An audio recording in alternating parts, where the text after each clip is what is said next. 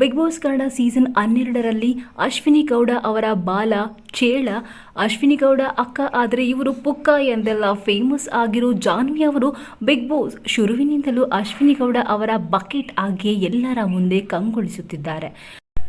ಮೊದಲ ವಾರ full silent ಆಗಿದ್ದ ಇವರು ಎರಡನೇ ವಾರದಿಂದ ಮನೆಯಲ್ಲಿ ನಡೆಯುವ ಚಿಕ್ಕ ಪುಟ್ಟ ವಿಚಾರಕ್ಕೂ ಜಗಳವನ್ನ ಆಡುತ್ತಾ ಅಸಭ್ಯ ಪದಗಳನ್ನ ಬಳಸುತ್ತಾ ತಾವೇ ಬಿಗ್ ಬಾಸ್ ಎನ್ನುವ ಹಾಗೆ ವರ್ತಿಸುತ್ತಾ ಉಳಿದ ಸ್ಪರ್ಧಿಗಳ ಮೇಲೆ ಅಸಭ್ಯ ಪದ ಬಳಕೆ ಮಾಡಿದ್ದರಿಂದ ಇಂದು ಕಿಚ್ಚನ ಕಣ್ಣಿಗೆ ಗುರಿಯಾಗಿದ್ದಾರೆ.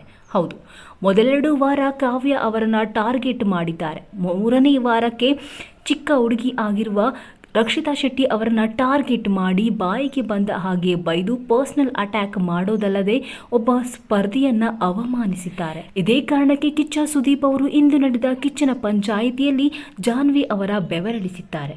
ಹೌದು, ಇಂದು ನಡೆದ ಫಿನಾಲೆಯಲ್ಲಿ ಕಿಚ್ಚ ಸುದೀಪ್ ಅವರು ನೇರವಾಗಿ ಜಾನ್ವಿ ಅವರಿಗೆ ಎಲ್ಲರ ಮುಂದೆ ಈ ಮನೆಯ ನಾಗವಲ್ಲಿ ಯಾರು, ನೈಟ್ ಗೆಜ್ಜೆ ಸದ್ದು ಮಾಡೋದು ಯಾರು, ನಿಮಗೆ ಬಿಗ್ ಬಾಸ್ ಏನಾದರೂ ಸೀಕ್ರೆಟ್ ಟಾಸ್ಕ್ನ ಕೊಟ್ಟಿದ್ರಾ ಎಂದು ನೇರವಾಗಿ ಜಾನ್ವಿ ಅವರಿಗೆ ಕೇಳಿದ್ದಾರೆ. ಇದಕ್ಕೆ ಜಾನ್ವಿ ಅವರು ಪ್ರತಿಯುತ್ತರವಾಗಿ ಬಿಗ್ ಬಾಸ್ ನನಗೆ ಯಾವುದೇ ರೀತಿ ಸೀಕ್ರೆಟ್ ಟಾಸ್ಕ್ನ ಕೊಟ್ಟಿಲ್ಲ, ನಾವು ತಮಾಷೆ ಮಾಡಿದ್ವಿ, ಒಂದು ಕಂಟೆಂಟ್ನ ಕ್ರಿಯೇಟ್ ಮಾಡಿದ್ವಿ. ಬಿಗ್ ಬಾಸ್ ಮನೆಯಲ್ಲೂ ಕಂಟೆಂಟ್ ಕ್ರಿಯೇಟ್ ಮಾಡೋದ್ರಲ್ಲಿ ತಪ್ಪಿಲ್ಲ, ಆದರೆ ರಕ್ಷಿತಾ ಶೆಟ್ಟಿ ಅದನ್ನು ತುಂಬಾ ಪರ್ಸ್ನಲ್ ಆಗಿ ತೆಗೆದುಕೊಂಡಿದ್ದಾಳೆ. ನಾವು ಒಂದು ಫನ್ ಇರಲಿ ಅಂತ ಮಾಡಿದ್ದು ಅಷ್ಟೇ, ಇದರಲ್ಲಿ ನಮಗೆ ಯಾವುದೇ ರೀತಿ ರಿಗ್ರೆಟ್ ಇಲ್ಲ ಎಂದ ಕೂಡಲೇ ಕಿಚ್ಚ ಸುದೀಪ್ ಅವರು ಯಾವುದೇ ಫನ್ ಆಗಿರಲಿ, ಲಿಮಿಟ್ ಕ್ರಾಸ್ ಆಗಬಾರ್ದು, ಫನ್ ಆಗಿಯೇ ಇರಬೇಕು.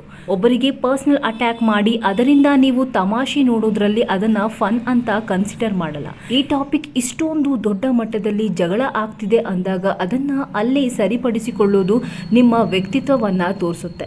ಪ್ರತಿ ಬಾರಿ ರಕ್ಷಿತಾ ಶೆಟ್ಟಿ ಅವರಿಗೆ ನೀವು ಸಣ್ಣವಳು ಅಂದು ಅವರ ಮುಂದೆ ನೀವೇ ಚಿಕ್ಕವರಾಗಿ ವರ್ತಿಸುತ್ತಿದ್ದೀರಾ. ನೀವು ಬಟ್ಟೆ ಹಾಗೆ ಇಟ್ಕೊಂಡಿದ್ದೀಯಾ, ಕಾಲಿಗೆ ಸಿಕ್ಕಿದ್ರೆ ಬಿಸಾಕ್ತೀಯ ಅನ್ನೋಕೆ ನೀವ್ಯಾರು?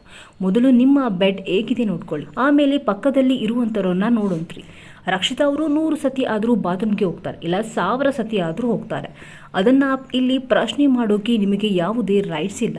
ನೀವು 3 ಗಂಟೆಗೆ ಎದ್ದು ನಗುತ್ತಾ ಮಾತನಾಡಿ ಬೇರೆಯವರಿಗೆ ಡಿಸ್ಟರ್ಬ್ ಮಾಡಿದ್ರೆ, ನಿಮ್ಮ ಬುಡಕ್ಕೆ ಬಂದರೆ ನೀವು ವಾಯ್ಸ್ ರೈಸ್ ಮಾಡ್ತೀರಾ. ಅದನ್ನು ಪ್ರಶ್ನೆ ಮಾಡಲು ಯಾರಿಗೂ ರೈಟ್ಸ್ ಇಲ್ಲ. ಹಾಗಾದರೆ ನೀವು ಕೂಡ ಬೇರೆಯವರಿಗೆ ಪ್ರಶ್ನೆ ಮಾಡಲು ಯಾವ ಅಧಿಕಾರವೂ ಇಲ್ಲ.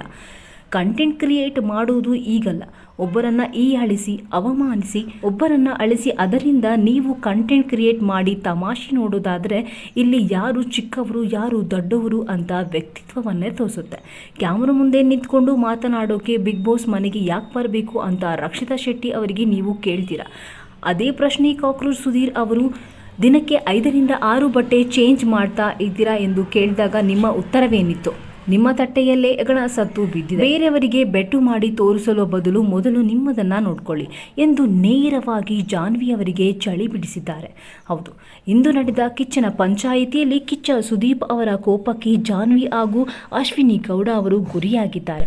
ಅಷ್ಟೇ ಅಲ್ಲ, ಕಿಚ್ಚ ಸುದೀಪ್ ಅವರು ಜಾನ್ವಿ ಹಾಗೂ ಅಶ್ವಿನಿ ಗೌಡ ಅವರು ಮಾಡಿರೋ ಕಿತಾಪತಿಯನ್ನ ವಿಡಿಯೋ ಮುಖಾಂತರ ಎಲ್ಲರ ಮುಂದೆ ಇಟ್ಟಿದ್ದಾರೆ. ಇವರಿಬ್ಬರು ಮಾಡಿರೋ ನಾಗವಲ್ಲಿ ನಾಟಕನ ನೋಡಿ ಮನೆ ಮಂದಿ ಫುಲ್ ಶಾಕ್ ಆಗಿದ್ದಾರೆ. ಕೊನೆಗೂ ಈ ಒಂದು ಬಿಗ್ ಬಾಸ್ ನಾಗವಲ್ಲಿ ಕತೆಗೆ ಕಿಚ್ಚ ಸುದೀಪ್ ಅವರು ಫುಲ್ ಸ್ಟಾಪ್ ಇಟ್ಟು ರಕ್ಷಿತಾ ಶೆಟ್ಟಿ ಅವರಿಗೆ ನ್ಯಾಯವನ್ನ ಕೊಡಿಸಿದ್ದಾರೆ. ಇದರ ಬಗ್ಗೆ ನಿಮ್ಮ ಅಭಿಪ್ರಾಯವೇನು? ಈ ಒಂದು ದೆವ್ವದ ಆಟದಲ್ಲಿ ನಿಮ್ಮ ಪ್ರಕಾರ ಯಾರು ಸರಿ ಯಾರು ತಪ್ಪು? ತಪ್ಪದೇ ಕಮೆಂಟ್ಸ್ ಮೂಲಕ ತಿಳಿಸಿ.